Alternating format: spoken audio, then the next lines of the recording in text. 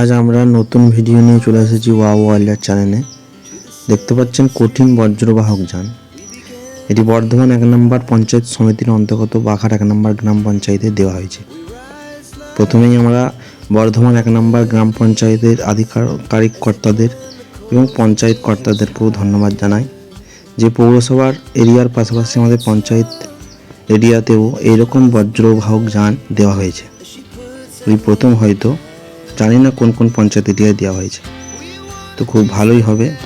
পঞ্চায়েত এরিয়ায় দেওয়ার জন্য যে ছড়িয়ে ছিটিয়ে থাকা যে কঠিন বজ্র মানে প্লাস্টিক বোতল এগুলো তারা তুলে নিয়ে যাবে, পরিবেশ রক্ষা করবে।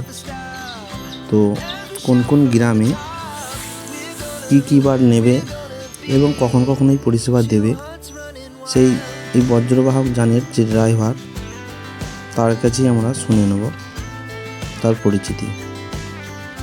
তো গাড়িটা আমাদের 3টে দেওয়া হয়েছে পঞ্চায়েতে, শুনে নেওয়া যাক। এবার তুমি নেবে আমাদের বজ্রপত্র এই 5 জানুয়ারি থেকে হ্যাঁ সপ্তাহ 2 দিন, শনিবার রবিবার।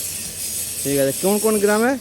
আমরা মোটামুটি আমাদের বাগান মানে একদিনই করতে হবে। হ্যাঁ ঠিক আছে।